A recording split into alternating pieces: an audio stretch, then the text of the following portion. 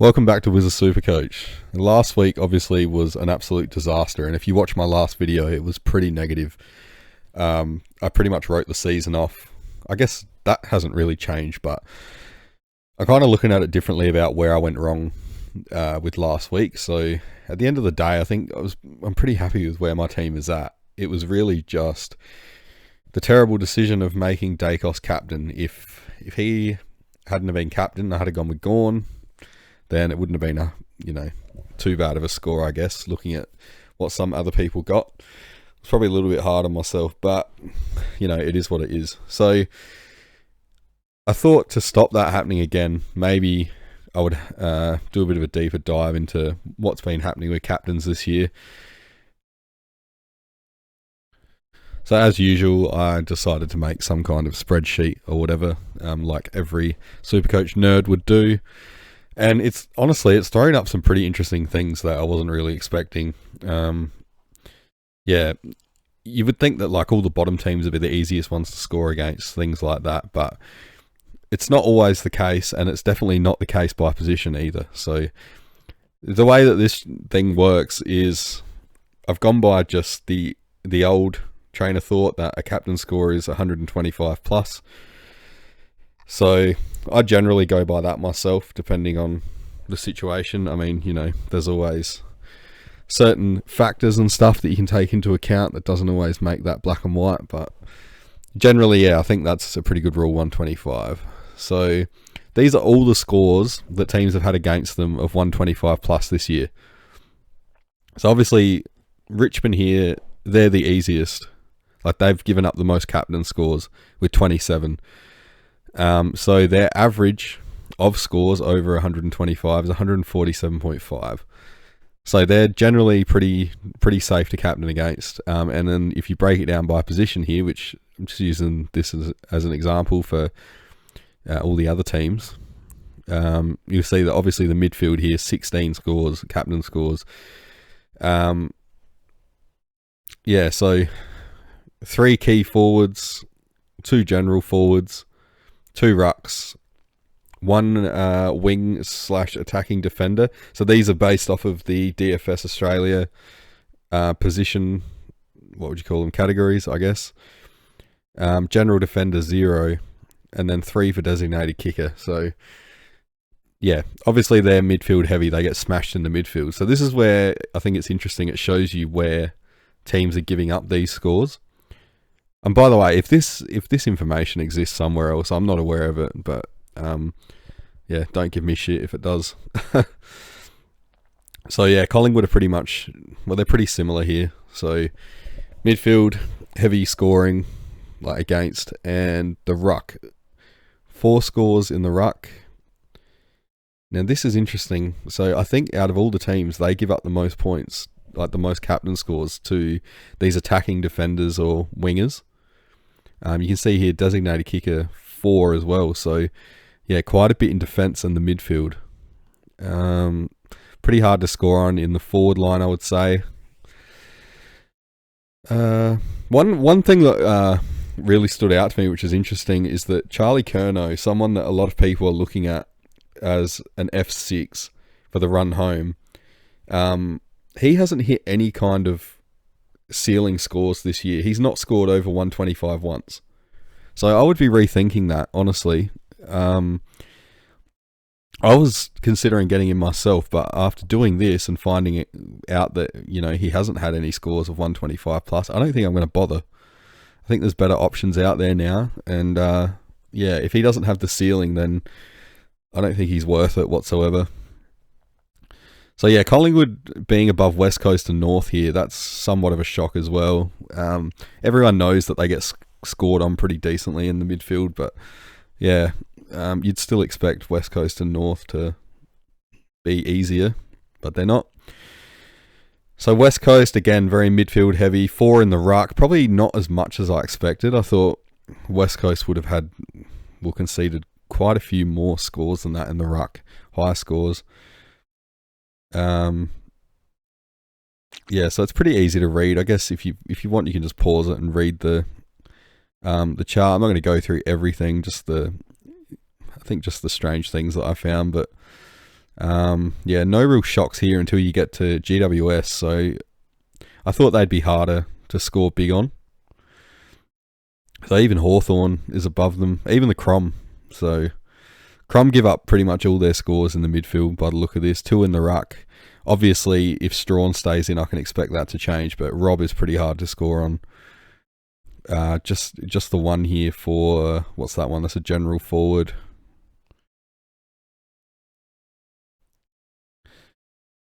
Yeah, so Fremantle obviously are the one that you don't want to be choosing a captain against, I think.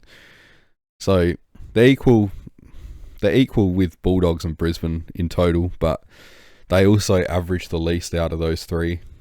The other 2 are pretty similar, but yeah, Fremantle seem to be pretty hard to score big on. If you look at their split, it's mostly midfield, few in the ruck, and then defence. Like, you can't score on them in the forward line, it seems.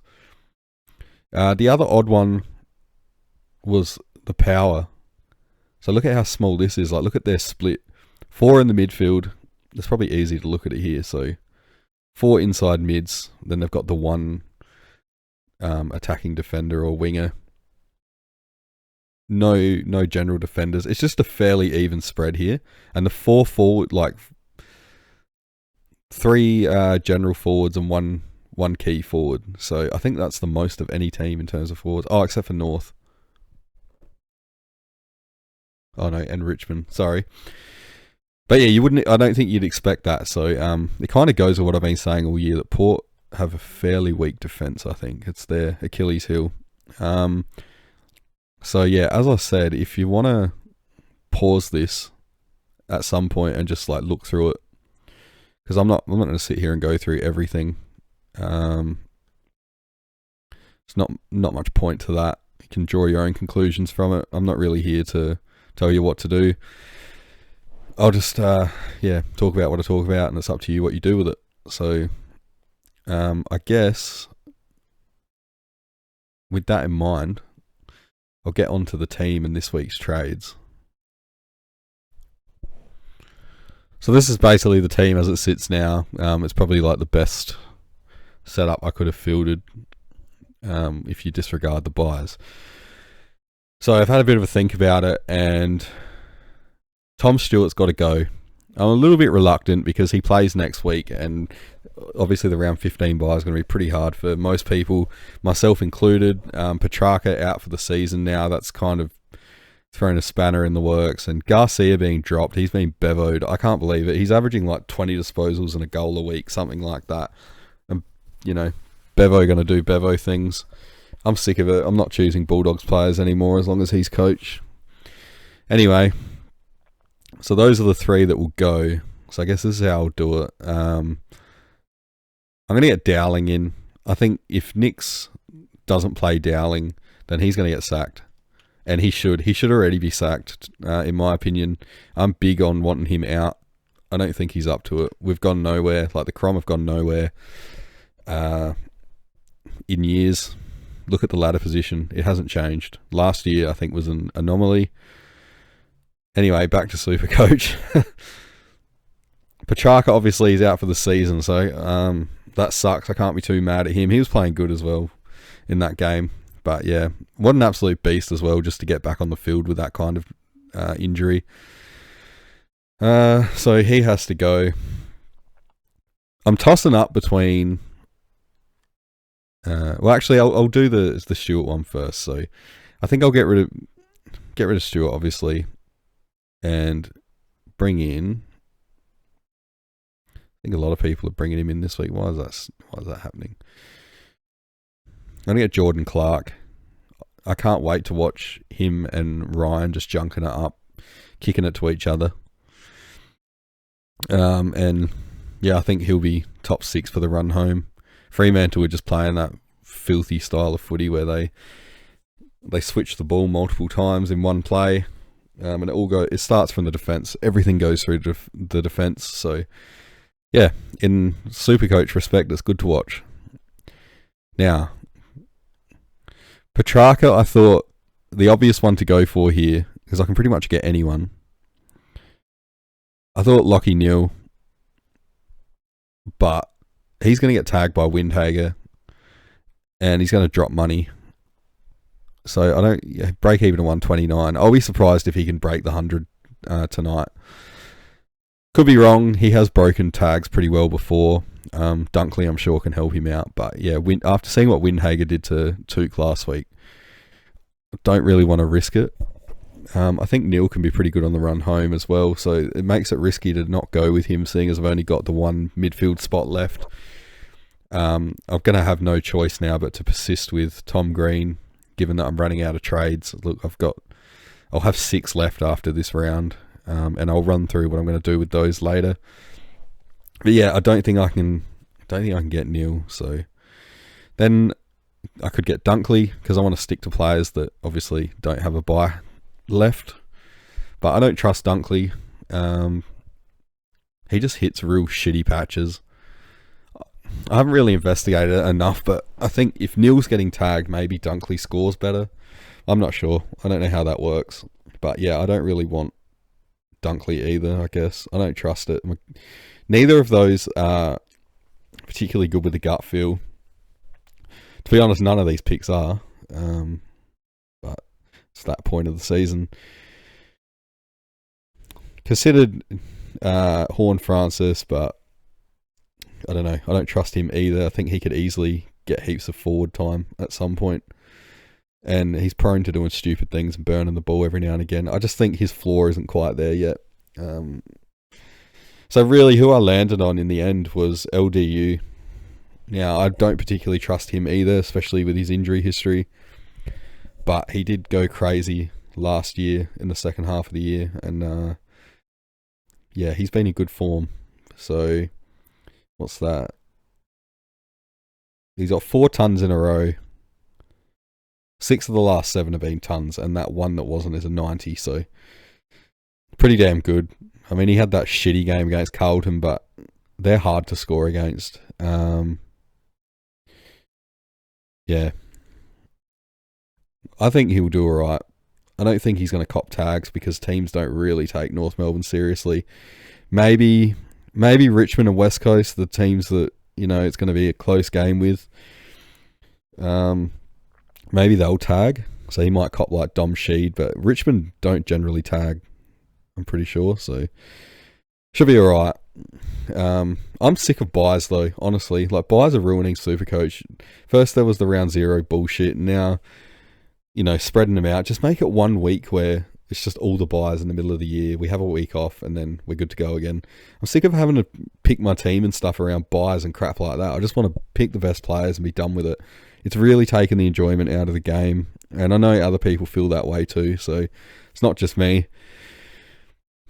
So yeah, I think that'll be it for now. Also, it gives me 40 grand left over, so that's quite important, I think.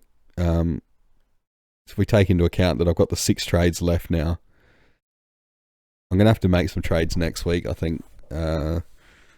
Probably at least 2 to get to 18 on the field. I don't trust players like Clark and McMuffin to keep their spot. I think it's unfair, by the way. McMuffin, he's shown enough in those couple of quarters that he's played that he should be starting.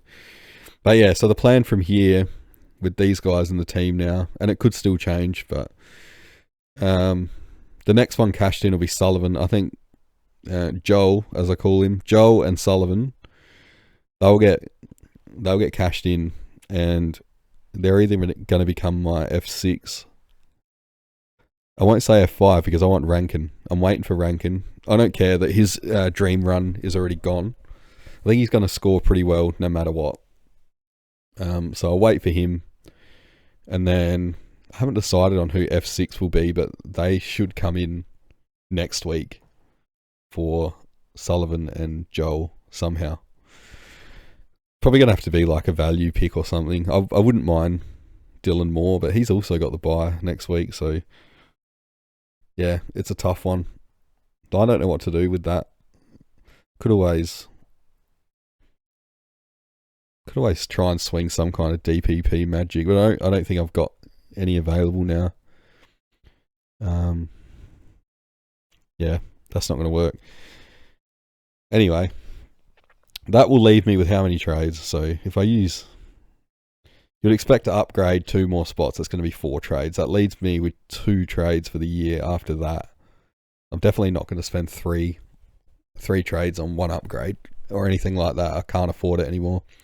So the last 2, hopefully, someone will have presented by then as a floating, some floating cover. So maybe like a Rosie. I think in 2 weeks or something, he's meant to be pretty cheap, probably around 400k. I might be able to get to him. I'll probably just save the 2 though for injuries, and then at the end, try and make a break for it. I think the problem is I got these dead rookies, like the defense 2 dead rookies.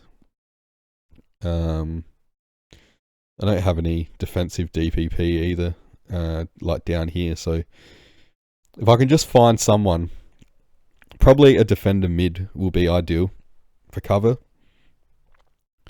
And then I don't know how I would swing it, but maybe I'll just get Luke Jackson as F6, and you know, not injury cheer or anything, but just hope that maybe Shrek goes out the team and Jackson can continue as he was, and then I've got some cover for the ruck as well. I don't know. It's going to be an interesting few weeks. Obviously, this wasn't in the plans, but I've been screwed with injury a little bit here with like Petrarca and stuff, and you probably tell me that getting rid of Stewart isn't a good idea, but I just can't watch him anymore. It's not enjoyable, so he's got to go. Anyway, let me know in the comments what you think. Hopefully that graph thing is a little bit helpful. I think it's going to help me choose captains. And my last bit of advice on that one, on the captains thing, I think if the VC doesn't work out, obviously you can't do it this week, but the man that I would be putting the captain on, no matter who he's playing, is Flanders. Because he's the last man standing. He's pumped out 100 every single week. So, you know, he's good for like 110, I'd say. So, you know, don't have it like last week where I stupidly put it on Dacos and copped myself 128 points as a captain. Flanders will at least get you 200. If he doesn't, well, then that's just shit luck, but it's good logic. So, Flanders is like the get out of jail free card, I think. Anyway, I think I'll end it there. I've rambled on long enough. So, yeah, hope you have a good round and everything. And I'll see you in the next video.